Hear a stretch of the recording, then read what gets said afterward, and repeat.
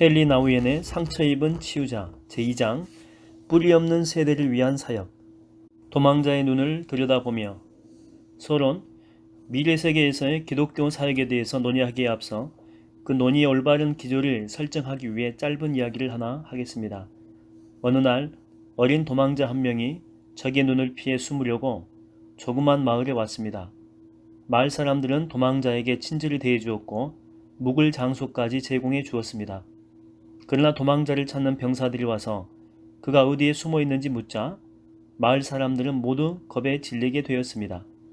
병사들은 동트기 전까지 도망자를 내놓지 않으면 마을에 불을 지르고 마을 사람을 모두 죽이겠다고 협박했습니다. 마을 사람들은 목사를 찾아가서 어떻게 해야 할지 물어보았습니다. 목사는 그 소년을 적에게 넘겨줘야 될지 아니면 마을 사람들이 다 죽게 두어야 할지 고심하다가 혼자 방으로 들어가 성경을 읽으며 동트기 전에 해답을 얻을 수 있기를 바랐습니다. 꽤 시간이 흘려 새벽녘이 되었을 무렵 목사는 말씀 한 구절을 보게 되었습니다.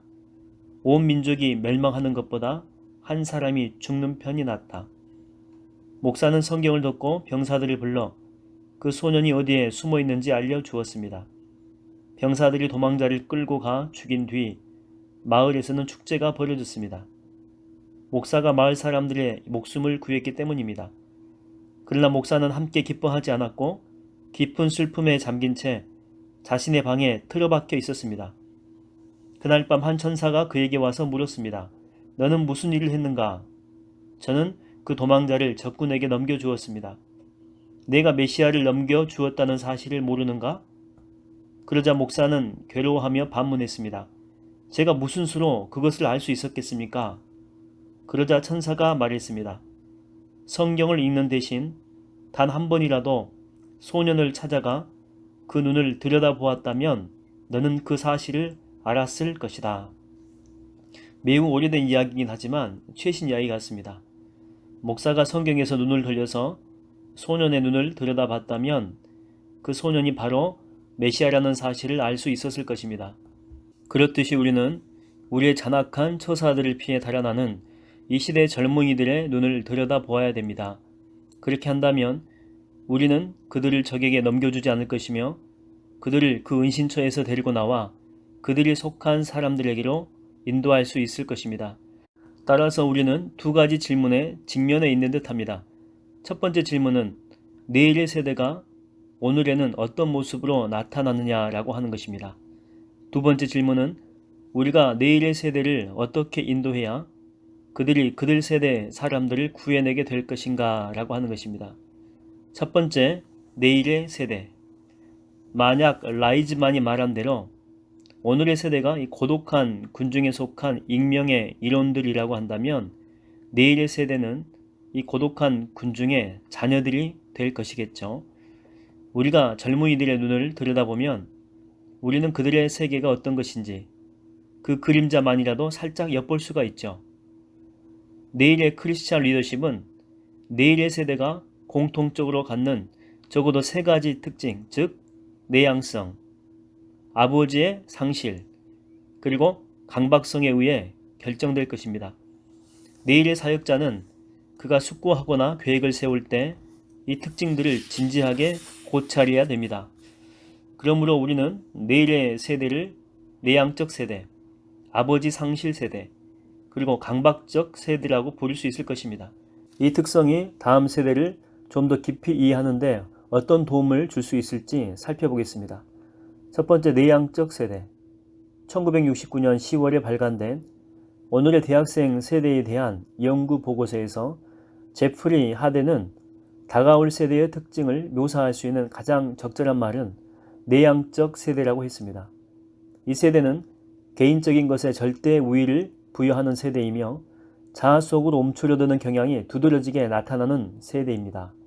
한편 이 젊은이들을 피켓을 들고 항의하며 토론 집회, 연자농성, 가두시위, 동맹파업 등을 나라 전역에서 펼치는 극단주의적인 행동주의자로 생각하며 스스로도 자신이 내향적이라고는 전혀 생각하지 않을 사람들은 젊은이들이 내향적이라는 그 사실을 듣고 놀랄 것입니다. 그러나 첫인상이 항상 정확한 것은 아니죠. 암스테르담에 있는 유명한 청소년 센터에서 최근에 전개되었던 일을 소개해 드리겠습니다. 암스테르담에서는 최근까지 환타지오라고 하는 이름의 청소년 센터에 수천 명에 달하는 청소년들이 전 세계에서 모여들었습니다. 그 센터의 환각적이고 몽상적인 분위기 때문이었죠. 환타지오에는 작고 아늑하며 현란한 색깔의 방들이 여러 개 있었습니다. 그 방들 안에는 낡은 예복의 조각들을 이어 만든 다양한 색깔의 옷을 입고 장발에다 턱수염을 길게 기른 젊은이들이 앉아서 조용히 담배를 피우고 향을 맡으며 온몸에 젖어든 락 음악에 도취되어 있었습니다. 그러나 지금은 달라졌죠. 젊은 지도자들은 환각적인 모든 요소들을 없애고 매우 건전한, 심지어 엄숙한 분위기마저 풍기는 곳으로 센터를 개조했습니다. 그리고 그들은 그 센터의 이름을 환타지오에서 명상센터 코스모스로 개칭했죠. 그들이 발행하는 신문의 창간호에서 그들은 이렇게 썼습니다. 긴 머리를 자르고 턱수염을 깎고 복장을 단정히 하십시오. 이제 진지해져야 할 때가 되었기 때문입니다. 정신집중, 심사숙고, 그리고 명상이 그곳을 대표하는 핵심 단어가 되었죠. 요가 수행자들이 보디 컨트롤에 대한 강의를 하기도 하고 둘러앉아서 장자와 동양의 신비주의에 대해서 수시간에 걸쳐 대화를 나누기도 합니다. 근본적으로 그곳 사람들은 모두 자신의 내면으로 향하는 길을 찾으려고 노력하고 있습니다. 우리는 이 그룹의 행동을 현대 사회에서 흔히 나타나는 하나의 현상, 즉 주변부의 기행 정도로 치부해 버리기 쉽습니다. 그러나 제프리 하데는 이 행동이 훨씬 더 일반적이고 근본적이며 영향력 있는 어떤 것의 징후라고 주장하죠. 그런 행동을 하는 사람들은 바깥이나 위에 붙잡아 둘 수 있는 또는 불확실성과 혼란으로부터 그들을 이끌어 줄 것이 전혀 없다라고 확신하죠. 어떤 권위나 제도, 또 외적이며 확고한 어떤 실체도 그들의 불안과 고독을 덜어주거나 그들을 자유롭게 해줄 힘이 없습니다. 그러므로 그들에게 남아있는 유일한 길은 내면으로 향하는 것이죠. 바깥 어딘가 또는 위 어딘가에 아무것도 없다면 내면 어딘가에는 무언가 의미 있고 확실한 것이 있을지 모른다고 그들은 생각합니다. 가장 개인적인 자아의 깊은 내면 속에 있는 무언가가 자유 그리고 연합의 신비에 대한 열쇠를 쥐고 있을지 모른다고 생각하는 것입니다. 독일의 사회학자인 쉘스키는 우리 시대를 일컬어 끊임없는 반성의 시대라고 했죠. 어떻게 생각해야 하고 무엇을 해야 할지를 어떤 분명한 권위가 알려주는 대신에 이 끊임없는 반성이 우리 존재 한가운데 자리 잡게 된 것이죠. 인간은 원칙적 신조를 자기 내면의 의식에서 찾아내서 그것을 자기 이해의 원천으로 삼아야 됩니다. 쉘스키에 의하면 현대인의 정신은 끊임없는 자아 성찰의 상태에 있으며 자기 개인의 중심까지 더 깊이 들어가려고 합니다. 그렇다면 이것은 어떤 결과를 낳겠습니까? 내향적이며 자아 성찰적인 이 세대에는 어떤 사람들이 나오겠습니까? 제프리 하데는 다음과 같이 기술합니다. 전망은 불길하면서도 희망적이다. 만약 젊은이들이 자아를 찾기 위해 내향적이 되는 것이 단지 민감하고 정직한 사람이 되려는 움직임의 발달이라면 그들에 대한 이 사회의 신뢰는 옳은 것으로 판명될 것이다. 그러나 현재 젊은이들이 보여주는 내향성의 분위기와 형태는 사회적인 규범이나 전통의 제약을 받지 않으며 타인에 대한 의무를 실행한다는 개념이 거의 없는 것으로 보인다. 제프리 하데는 내향적 세대가 명상적인 삶을 복구시키거나 새로운 형태의 수도 생활을 시작하려 한다고 결코 생각하진 않습니다. 그의 자료에 따르면 이 내향성은 결국 개인주의가 될 수 있고 이 개인주의는 반권위주의적이고 반제도적일 뿐만 아니고 자기중심적이며 물질적 안락함 또 욕구와 욕망에 즉각적 만족에 아주 관심이 많다라고 하는 것이죠. 그러나 내향성이 반드시 개인주의가 되는 것은 아니죠. 자아의 가장 깊은 곳에서 발견된 새로운 실체가 사회를 변형시키기 위한 헌신으로 빚어질 수도 있지요.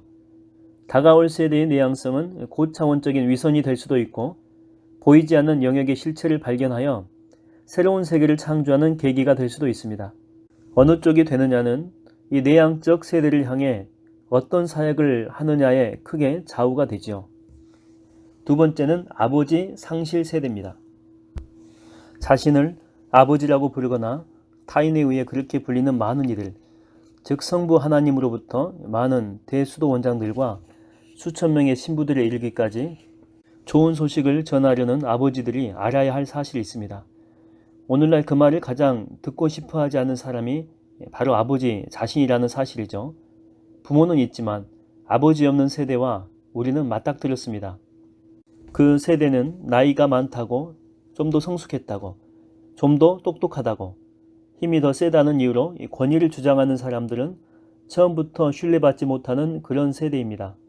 사람의 신분, 그리고 그의 인격과 능력이 하늘에 계신 아버지에 의해서 주어졌던 시대가 있었죠. 지금도 그런 세대의 자취를 가끔 주위에서 보게 됩니다. 즉 나보다 위에 있는 사람이 내 어깨를 두드리며 격려해 줄 때 나는 잘하고 있는 것입니다.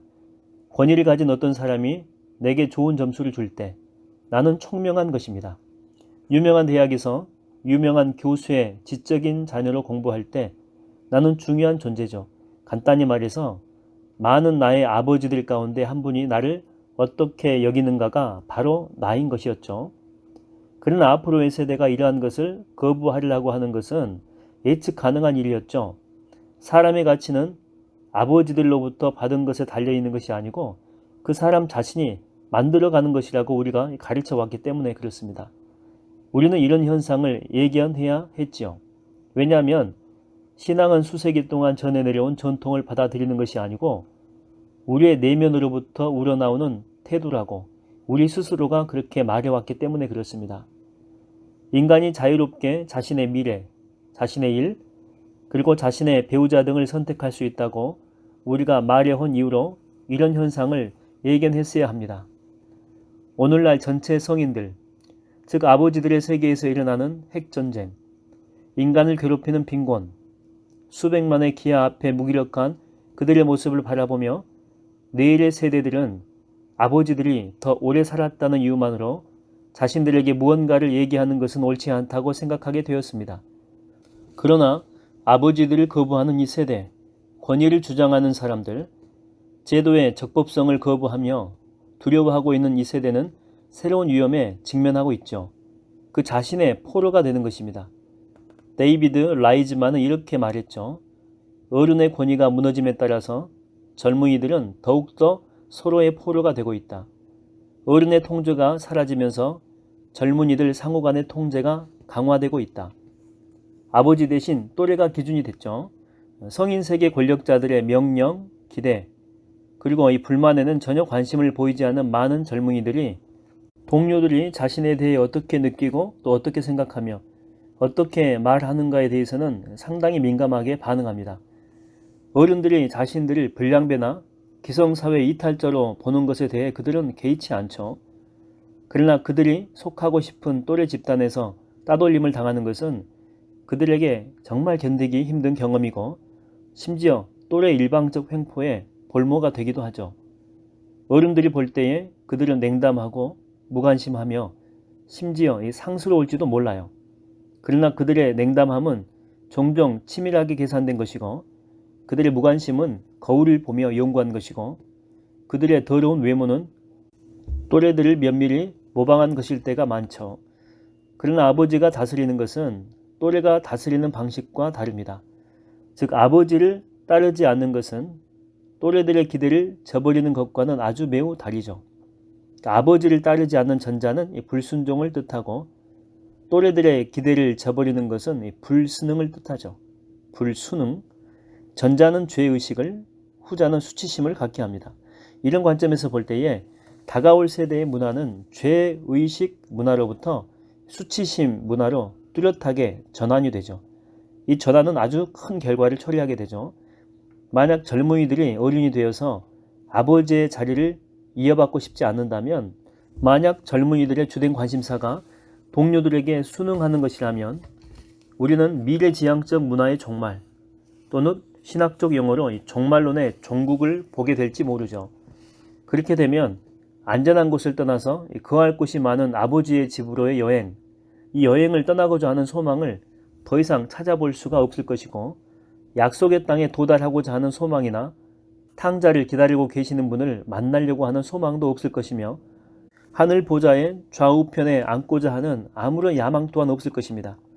그렇게 되면 현재에 안주하고 자신이 속한 작은 집단과 보조를 맞추며 그들과 함께 있는 것이 중요하죠. 그것은 현상 유지를 절대적으로 지지하는 사조입니다. 다가올 세대에 이런 측면이 있다는 사실은 내일의 기독교 지도자에게 중요한 문제를 제기하죠. 여기서 우리는 다가올 세대가 지닌 세 번째 측면, 즉 강박증을 주의 깊게 살펴볼 필요가 있습니다. 만약 그렇게 하지 않는다면 기독교 지도자가 지녀야 할 기초에 대해서 우리는 온전히 이해하지 못하게 될 것입니다. 세 번째, 강박적 세대. 다가올 세대가 지닌 내향성과 아버지 상실의 특성을 놓고 생각해 볼 때 우리는 그들 세계의 미래는 조용하고 자기 만족적인 것이라고 기대할지 모릅니다. 즉 거기에는 사람들이 자신에게 몰두하고 자신이 속한 조그마한 내부 집단에 순응하려고 힘쓸 것이라고 기대할 것입니다. 그러나 다가올 세대의 그런 특성은 그들이 자신이 속한 사회에 대해서 마음속 깊은 곳에 불만을 품고 있다는 사실과 밀접하게 관련되어 있음을 알아야 되죠. 많은 젊은이들은 그들이 살고 있는 세상이 뭔가 심각하게 잘못되었으며 그들이 기존의 존재 양식을 따르는 것은 자신을 배반하는 것이라고 확신합니다. 불안하고 신경과민에다 정신을 집중할 수 없고 점점 심해지는 우울증으로 인해서 고통받는 사람들을 우리는 도처에서 보게 됩니다. 그들은 무엇이 잘못됐는지 알고 있지만 효과적인 대안은 없지요. 그러므로 좌절감에 빠지게 되고 종종 그 좌절감은 명확한 목적 없이 파괴를 행하는 맹목적인 폭력이나 세상을 벗어나서 자살을 행하는 방식으로 표출되기도 합니다. 그리고 그 두 가지 모두 새로운 이상을 추구하는 과정에서 나타나는 것이 아니라 오히려 저항의 표시라고 할 수 있죠. 착취당하던 나라 비아프라, 나이지리아 동부의 한 주였습니다. 1970년에 일시 독립을 선언했지만 결국 독립계획이 수포로 돌아간 나라죠. 이 나라가 항복 직후에 프랑스에서는 로베르 19세, 그 다음에 레지 16세라는 두 고등학생이 분신 자살을 하게 되죠. 그 사건은 많은 또래들을 그러한 자살로 유도했다라고 하는 것입니다. 그들의 부모님, 목사님, 또 선생님, 그리고 그들의 친구들과의 인터뷰에서 놀라운 사실이 드러났습니다. 감수성이 풍부했던 그 두 학생은 인류의 참혹한 현실에 대해서 그리고 보다 나은 세상에 대한 믿음을 전혀 제시하지 못하는 어른들의 무능함에 대해서 몹시 고민하며 괴로워했다라고 하는 사실입니다. 그들은 그런 현실에 대한 최후의 저항으로 분신 자살을 선택했던 것입니다. 지금 소개할 한 학생의 편지는 그런 학생들의 마음속 깊은 곳에 깔려있던 느낌이 어떤 것이었는지 좀 더 명확히 이해하는 데 도움이 됩니다. 사회는 제게 자유롭지 않는 삶을 강요하고 가치가 아닌 가치들을 강요합니다. 저는 지금의 사회 전체를 거부합니다. 그러나 함께 살아가는 사람들에 대해 동정심을 느끼기 때문에 대안을 찾으려고 합니다. 저는 인간이라는 것의 의미를 발견하고 생명의 원천을 찾으려 합니다. 교회에 다니는 사람들은 그 원천을 하나님이라고 부르죠. 제가 자아 실현을 하기 위해서 힘든 길을 가고 있다는 것은 아시겠죠? 사람들은 소위 정상적 성장이라는 것에 보조를 맞추어서 제가 행동하기를 바라지만 저는 그들이 바라는 대로 거의 한 적이 없으며 저는 그러한 사실이 자랑스럽습니다. 저는 관습과 전통 그리고 이웃의 이야기에 얽매여 살아가는 고지식한 사람으로 인생을 마치고 싶지 않아요. 제가 보기에 이 편지는 많은 젊은이들이 어떤 생각을 가지고 있는지 실감나게 표현하고 있는 것 같습니다. 그들은 자신들이 살고 있는 세상에 대한 근본적인 불만과 그 세상을 변화시키고 싶은 욕망을 가지고 있죠. 그러나 한편으로 그들은 부모 세대가 했던 것보다 그들 자신이 더 잘할 수 있을 것인지에 대해서는 매우 회의적입니다. 그들에게는 비전이나 사물을 바라보는 안목이 절대적으로 부족하죠. 이런 틀을 바탕으로 해서 젊은이들이 엉뚱하며 방향성이 없는 행동을 하는 이유를 잘 알 수 있죠. 자신이 마치 덫에 걸린 동물 같다고 느끼는 사람은 위험하며 파괴적일 수 있습니다. 왜냐하면 그는 자신이 직면한 공포로 인해서 방향성 없이 행동하기 때문이죠. 기득권을 쥐고 있는 사람들은 젊은이들의 이런 강박적 행동을 종종 오해합니다. 그들은 반항하는 젊은이들로부터 사회를 보호해야 된다고 생각하지요. 젊은이들이 강박적 행동을 하는 것은 그들의 내면에서 두 가지 생각이 서로 갈등을 일으키고 있기 때문이라는 사실을 이해하지 못합니다. 그리고 그들은 젊은이들에게 창조적 기회를 제공하기보다는 그들의 행동을 극단적으로 해석함으로써 가치 있는 것과 가치 없는 것들을 단지 알아내려는 젊은이들을 더 소외시키죠. 이와 유사하게 젊은이들에게 동정적인 성인들도 젊은이들의 동기에 대해서 종종 오해를 하죠. 캠퍼스 내의 급진적인 학생들에 대한 글에서 라이즈만은 많은 성인들에 대해서 이렇게 말합니다. 구식이라거나 고지식하다는 평을 두려워하는 성인들은 젊은이들 내면의 두 가지 상반된 생각이 갈등하고 있음을 알지 못하고 급진적인 젊은이들의 편에 섬으로써 오히려 젊은이들에게 도움을 주지 못하고 젊은이들이 또래 집단으로부터 받는 압력만을 가중시킵니다. 자신들의 편에 서 주었던 이 관대한 교수진에게 많은 학생들이 보답하지 않고 적의를 품는 것을 볼 때에 자신들이 상당히 학생들 편에 서 있다고 생각하던 교수진들도 반발하게 될 것입니다. 다가올 세대는 자신을 헌신할 수 있는 비전과 이상을 필사적으로 찾고 있죠. 그것을 믿음이라고 할 수도 있을 것입니다. 그러나 그들이 사용하는 격렬한 언어 때문에 오해를 받아서 그들의 이야기는 삶의 대안을 찾자는 호소라기보다는 위협이나 완강한 확신으로 여겨지죠.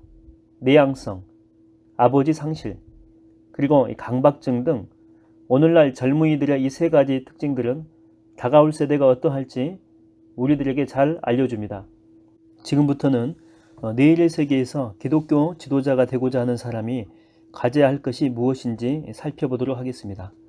내일의 지도자. 미래의 기독교 사역에 대한 우리의 조망이 의미하는 바를 알아보게 되면 세 가지 역할에 특히 관심을 쏟을 대상인 것 같습니다.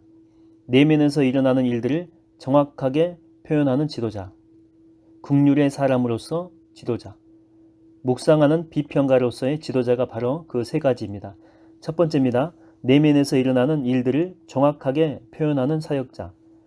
내향적인 사람에게는 새롭고도 철저하게 행해야 할 임무가 있습니다. 그것은 자신의 내면에서 이루어지는 사건들을 언어로 표현하는 것이죠. 바깥이나 위에 계신 하나님은 많은 세속적 조직들 속에 묻혀서 점점 희미해지고 있습니다. 따라서 이제는 내면에 계신 하나님께 그 어느 때보다도 더 많은 주의를 기울여야 될 때가 된 것이죠.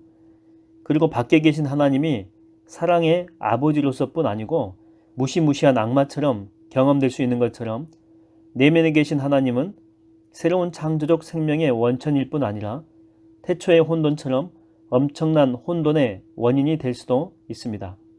내적인 삶을 실험해 보는 것이 얼마나 위험할 수 있는지에 대해서는 두말할 필요가 없지요.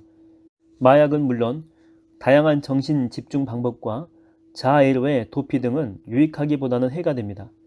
반면에 보이지 않는 세계와의 고통스러운 만남을 회피하는 사람들은 교만하고 지루하며 피상적인 삶을 살 수밖에 없다는 것 또한 분명한 사실이죠. 그러므로 내일의 사역자에게 우선적으로 요구되는 가장 근본적인 과제는 사람들이 새로운 내적 세계에 발을 들여놓을 때 직면할 수 있는 엄청난 혼란을 해소하는 것입니다. 이 사실을 인정하는 것은 정말 괴로운 일이지만 대부분의 기독교 지도자들은 진정한 의미의 영적 지도자가 될 준비가 잘 되어 있지 않습니다. 그들 대부분은 대규모 조직의 관점으로 생각하는 데 익숙하죠. 사람들을 교회, 학교, 병원 등에 불러 모으는 일에 익숙하고 서커스 감독처럼 쇼를 진행하는 데 익숙합니다. 그러나 그들은 깊고 의미심장한 영적 움직임에는 익숙하지 않으며 두려워하기까지 하죠. 교회의 가장 기본적인 임무는 인간 생명의 원천과 의사소통할 수 있는 창조적 방법들을 사람들에게 제시하는 것입니다. 그러나 앞으로 수십 년 뒤에는 교회가 이 일에 실패했다는 비난을 받게 될지도 모를 것 같습니다.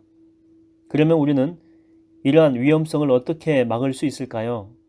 다른 무엇보다도 우선적인 처방은 우리가 존재의 중심으로 들어가서 우리의 내면의 삶에서 이루어지는 복잡한 일에 익숙해지는 것입니다. 우리가 자신의 내면 세계에서 편안함을 느끼며 어두운 구석뿐 아니라 밝은 장소도, 문이 닫힌 방뿐 아니라 통풍이 잘 되는 열린 방을 발견하는 되는 순간 우리의 혼란은 사라져버리고 우리의 근심은 작아질 것이며 창조적인 일을 할 수 있게 될 것입니다. 여기서 핵심이 되는 말은 정확한 표현입니다. 자신의 내면의 삶에서 일어나는 움직임을 정확히 표현할 수 있고 자신의 다양한 경험에 구체적으로 이름을 붙여 이해하고 설명할 수 있는 사람은 더 이상 자아의 희생자가 되지 않습니다. 그는 성령님께서 들어오시는 것을 방해하는 장애물들을 천천히 그리고 꾸준히 제거할 수 있죠. 그는 자신보다 더 넓은 마음을 가지고 계시며 자신보다 더 많은 것을 볼 수 있는 눈을 갖고 계시고 자신보다 더 많이 치유하실 수 있는 손을 가지신 분을 모시는 내면의 공간을 마련할 수가 있습니다. 이 정확한 표현이야말로 미래 영적 지도자가 지녀야 할 기본 자질이라고 나는 믿습니다. 자신의 경험을 정확하게 표현할 수 있는 사람만이 다른 사람들에게도 정확한 원천이 될 수 있기 때문입니다. 그러므로 기독교 지도자는 무엇보다도 먼저 자신의 신앙을 정확하게 표현함으로써 도움이 필요한 이들이 그것을 마음껏 쓸 수 있도록 해야 합니다. 이런 의미에서 기독교 지도자는 종들을 섬기는 종입니다. 그는 약속되었지만 위험이 도사리고 있는 땅에 먼저 들어가서 두려워하고 있는 다른 사람들에게 자신이 보고 듣고 만져본 것을 먼저 말해주는 사람이기 때문이죠. 매우 이론적인 얘기로 들릴지 모르겠지만 그 구체적 결과는 분명합니다. 사역자의 역할은 목회적 대화, 설교, 가르침, 교회 의식 등과 같은 모든 성직 활동을 통해서 사람들이 자신 속에서 역사하시는 하나님을 인식할 수 있도록 실질적으로 도와주는 것입니다. 기독교 지도자, 즉 목회자나 사제는 자신이 사역하는 사람들에게 하나님을 계시하거나 그가 가지고 있는 뭔가를 아무것도 가지고 있지 않은 사람들에게 주는 것이 아닙니다. 다만 그들 존재의 근원이 되는 실체를 찾는 사람들을 도와주는 것이지요. 이런 의미에서 기독교 지도자는 인간은 인간이고 하나님은 하나님이며 하나님 없이는 인간이 인간으로 불릴 수 없다는 근본적인 신앙 고백을 하도록 이끌어 줘야 되죠. 이런 맥락에서 목회적인 대화는 능숙한 대화술로 사람들을 조작해서 그들을 하나님의 왕국으로 끌어들이는 것이 아니죠. 그것은 사람 대 사람의 깊은 만남이며 그 만남에서 목회자는 자신의 믿음과 의심, 희망과 절망, 빛과 어둠을 다른 사람들에게 기꺼이 내놓아 그들이 자신의 혼란을 해치고 자신의 확고한 생명의 중심에 도달할 수 있도록 돕는 것입니다. 그러므로 설교라고 하는 것은 하나의 전통을 전달하는 것 이상의 의미를 지니고 있죠. 그것은 공동체 내에서 일어나고 있는 일을 주의 깊고도 세심하고 또 분명하게 말함으로써 그것을 듣는 사람들이 이렇게 말할 수 있도록 하는 것입니다. 당신은 내가 추측하고 있던 바를 말씀하시는군요. 당신은 내가 막연하게 느끼고 있는 바를 표현하셨군요. 당신은 내가 두려움 때문에 마음 뒷전에 감추고 있던 것을 앞으로 끌어내셨네요. 네, 정말 그렇습니다. 당신은 우리가 누구인지를 말해 주었고 우리의 상태를 알고 계십니다. 등등 이런 말이죠. 이 설교를 듣고 있는 사람들 중 누군가 이렇게 얘기할 수 있다면 다른 사람들도 하나님의 말씀을 받아들일 수 있는 기반이 형성된 것입니다. 그렇게 되면 어떤 사역자도 사람들이 하나님의 말씀을 받아들일 것인지 걱정할 필요가 없다고 하는 것입니다. 특히 두려워하면서 한편으로는 무언가를 소망하면서 도망가던 젊은이들이 이제는 그럴 필요가 없으며 그들을 인도하는 사람의 얼굴에서 자신의 모습을 볼 수 있다고 하는 것이죠. 과거에는 낯설고 이상한 세상에서 온 것처럼 들렸던 이 구원에 대한 말을 그 지도자는 그들이 이해하게 해줍니다. 따라서 이 가르침이라고 하는 것은 옛 이야기를 계속 반복해서 하는 것이 아니죠. 가르침은 사람들이 자신을 발견하고 자신의 경험을 정확히 하며 하나님의 말씀이 확고하게 자리할 수 있는 공간을 발견할 수 있도록 이 통로를 만들어 주는 것입니다. 성찬식 또한 단순한 의식 이상의 의미가 있죠. 성찬식의 인도자가 기쁨과 슬픔이 서로 근접해 있는 성찬식의 공간을 삶과 죽음 모두를 기뻐할 수 있는 공간으로 부를 수 있을 때 성찬식은 참된 기쁨의 의식이 될 수 있죠.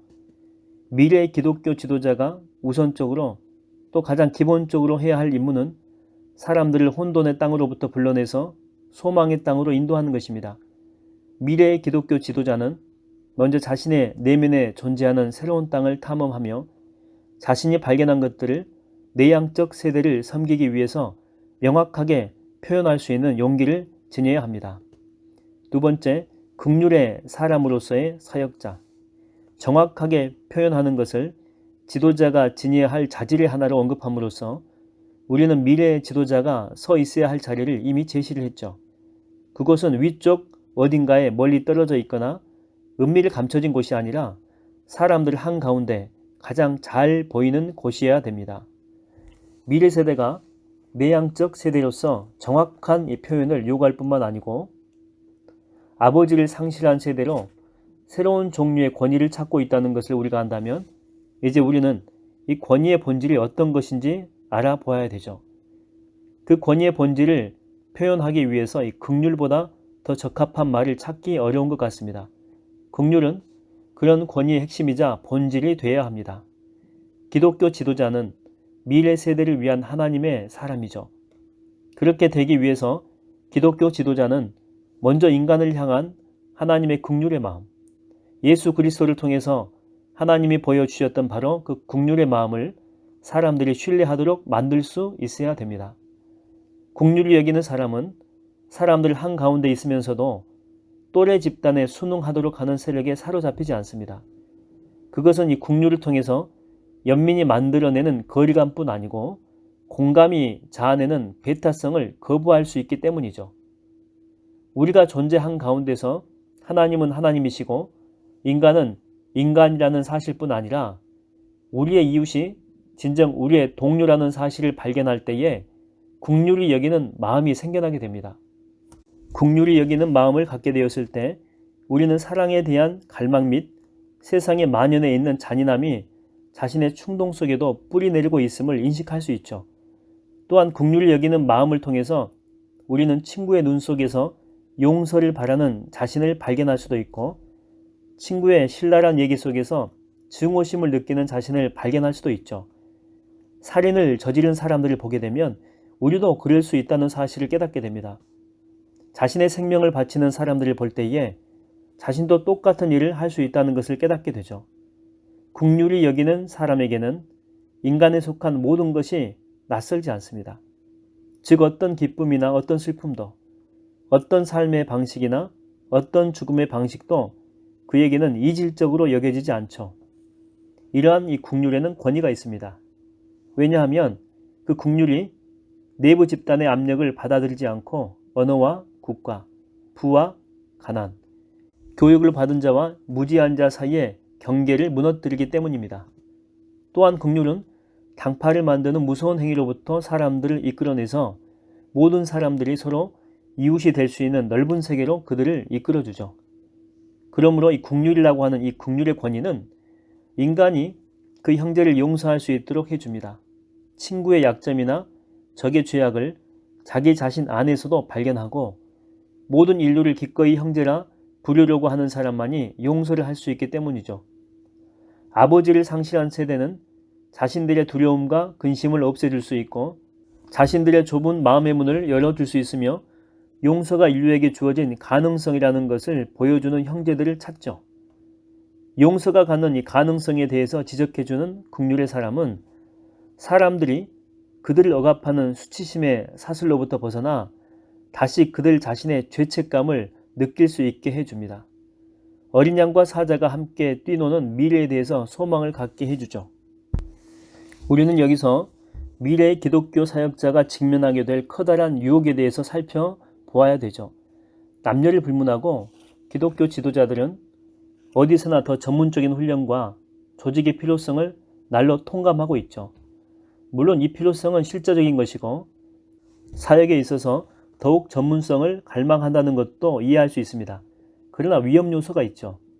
미래 사역자는 자신의 영적인 성장이 이루어지도록 자유롭게 놔두는 대신에 자기에게 있는 능력에 기반을 두는 이 복잡함에 얽매인 나머지 그의 전문성을 핑계대며 국률이 여기는 더 큰 임무를 등한시할 수 있다라고 하는 사실입니다.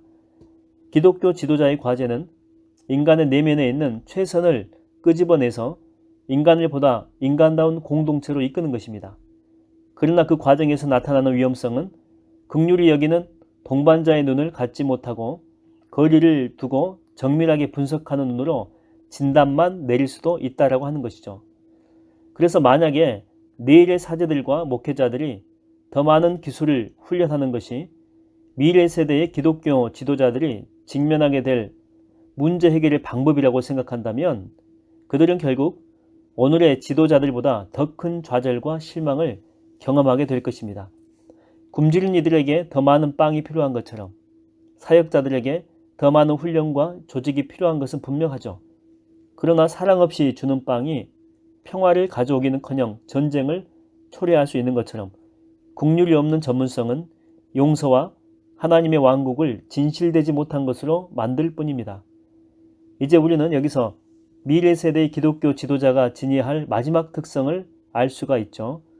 만약에 그가 자신들의 특별한 기술을 가지고 인간을 돕기 위해서 줄을 길게 서 있는 전문가들 중 한 사람에 불과한 존재가 되고 싶지 않다면 만약 그가 혼란으로부터 희망을 또 혼돈으로부터 화합으로 사람들을 이끄는 집행자이고 싶다면 정확하게 표현할 줄 알고 긍휼히 여겨야 할 뿐 아니고 마지막으로는 마음 깊이 묵상하는 사람이어야 합니다. 세 번째입니다. 묵상의 사람으로서의 사역자. 내향적이며 아버지를 상실한 세대는 그들이 살고 있는 세상을 변화시키기를 필사적으로 원합니다. 그러나 신뢰할 만한 대안이 없기 때문에 돌발적이고 강박적으로 행동하는 경향이 있다고 우리는 말한 바가 있죠. 그렇다면 이 기독교 지도자는 그들의 폭발적인 에너지를 어떻게 창조적인 방향으로 이끌어서 참된 변화의 집행자가 될 수 있을까요?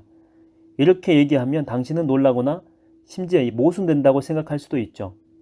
그러나 기독교 지도자에게 요구되는 것은 그가 묵상하는 비평가여야 한다고 나는 생각합니다.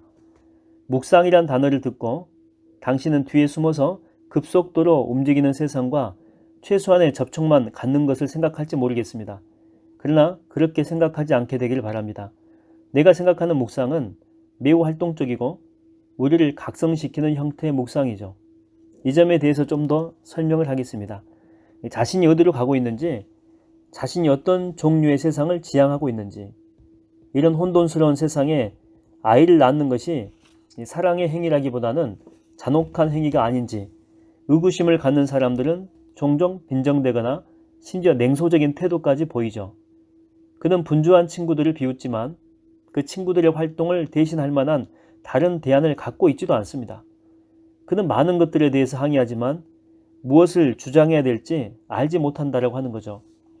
그러나 자신 안에서 성령의 음성을 들었고 긍휼로서 자신의 동료들을 재발견하게 된 기독교 사역자는 자신이 만나는 사람들, 또 자신이 맺는 관계들, 그리고 자신이 개입된 사건들을 다른 각도에서 바라볼 수 있어야 되죠.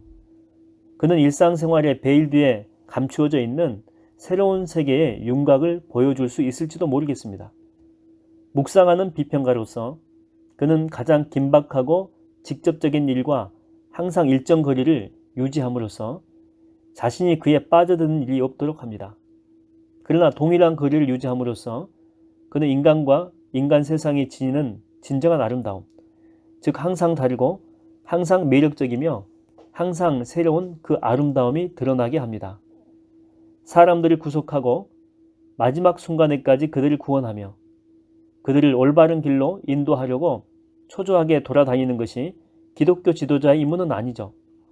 우리가 한 번 받은 이 구원은 영원하기 때문이죠. 기독교 지도자에게 주어진 소명은 사람들을 도와서 그들이 이 위대한 소식을 인정하게 만드는 것입니다. 또한 우리의 고통 뒤에는 위대한 것, 즉 우리가 그 형상을 따라서 지음받은 하나님의 얼굴이 숨겨져 있다는 사실을 일상의 일들 속에서 확실히 보여주는 것이죠. 이런 점에서 묵상하는 사람이 강박적 세대의 지도자가 될 수 있는 이유는 바로 그가 즉각적인 욕구와 즉각적인 만족의 악순환을 극복할 수 있기 때문이죠. 그는 자신들의 충동적 욕구를 극복하려는 사람들에게 방향을 제시할 수 있고 그들의 변덕스러운 에너지를 창조적인 방향으로 이끌어낼 수가 있습니다.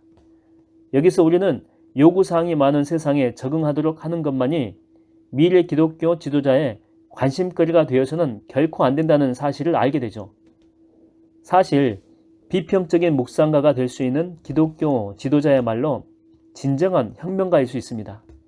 왜냐하면 자신이 보고 듣고 만지는 모든 것들을 참된 복음으로 검증함으로써 기독교 지도자는 역사의 흐름을 바꿔놓을 수 있고 공포 때문에 강박적인 사람들을 인도해 그들이 보다 나은 세상을 만들기 위한 창조적인 행동을 할 수 있도록 하기 때문이죠. 그는 자기 생각은 없이 좌절감만을 표현하는 사람들에 동조하기 위해서 그들이 벌이는 시위에 무조건 동참하지 않습니다. 그는 더 많은 사회적인 안전장치, 더 많은 경찰을 요구하며 사회에 좀 더 기강이 잡히고 좀 더 질서가 다져지도록 계속해서 요구만 하는 일에도 쉽게 가담하지 않죠. 그는 비판적인 눈으로 사태를 지켜보며 명성을 얻으려는 욕망이나 거절의 두려움 때문이 아니고 자신에게 주어진 소명에 따라서 결정을 내리죠. 그는 저항하는 자들과 무사안일주의자들 모두를 그들의 동기가 그릇되고 그들의 목표가 의심스럽다면 그들을 비판하죠. 묵상하는 사람은 인간적인 접촉에 굶주려 하거나 욕심도 내지 않습니다. 그는 소유욕이 강한 이 세상의 사소한 관심사를 초월하는 비전에 따라 나아가죠. 그는 그때그때 유행에 따라 요동하는 사람이 아닙니다. 근본적이고 중심적이고 궁극적인 것을 접하고 있기 때문이죠. 그는 어떤 사람도 우상을 숭배하도록 허용하지 않습니다. 그는 동료 인간들이 실질적이며 종종 고통스럽기까지 하고 당혹스러운 질문을 자발적으로 던지게 하죠. 또 아무 문제 없어 보이는 그들의 행동 이면에 숨겨진 것들을 보도록 하고 문제의 핵심에 이르는 것을 가로막는 모든 장애물들을 제거하도록 그들에게 권유하기도 합니다. 묵상하는 비평가는 조작된 세계의 환상적 가면을 벗어버리고 실제 상황이 어떤지 보여줄 수 있는 용기가 있습니다. 그는 많은 사람들이 자신을 바보로, 미친 사람으로, 사회의 위험한 존재로, 인류의 위협이 되는 존재로 생각한다라고 하는 것을 잘 알고 있습니다. 그러나 죽음을 두려워하지는 않습니다.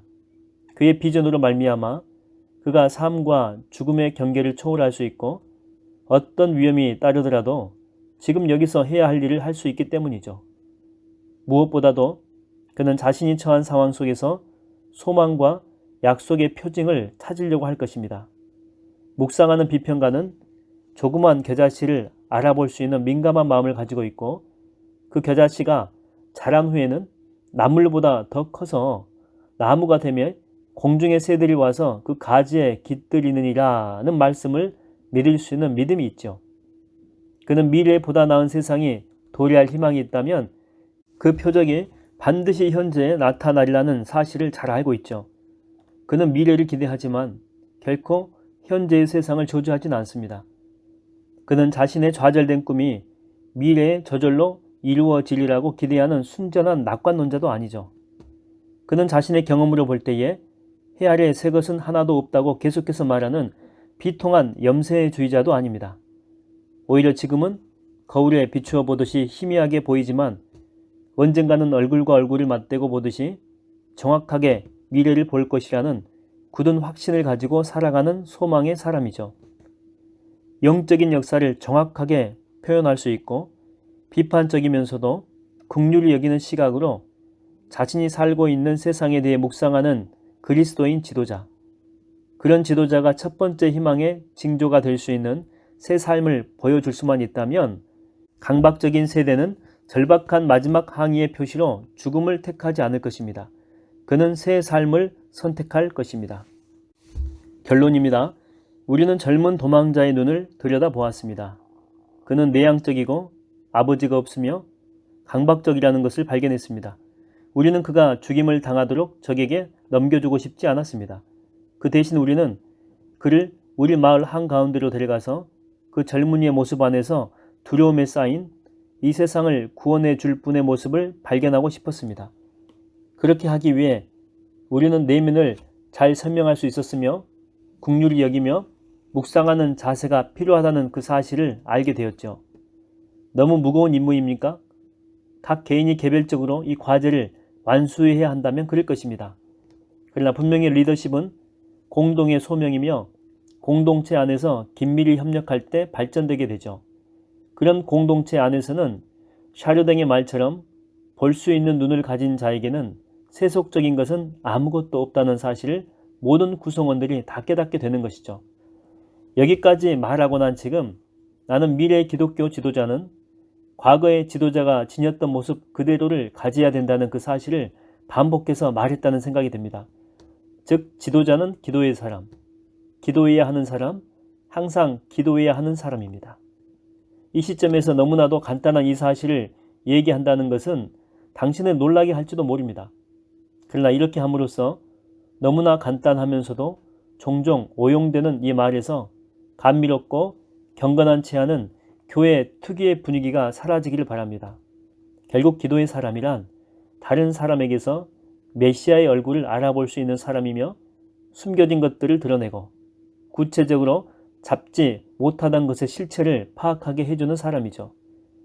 기도의 사람이 지도자가 될 수 있는 구체적인 이유는 그가 자신 안에서 일어나는 하나님의 역사를 정확하게 표현함으로써 다른 사람들이 혼란으로부터 빠져나와 그들도 명료하게 인식하도록 해주기 때문에 그렇습니다. 그의 긍휼을 통해서 사람들이 배타적인 내부 집단을 벗어나 전 인류의 넓은 세계로 나아가도록 인도하기 때문이죠. 그의 비판적인 묵상을 통해서 이 세대의 강박적인 파괴성을 다가올 새 세상을 위한 창조적 사역으로 전환시킬 수 있기 때문에 그렇습니다.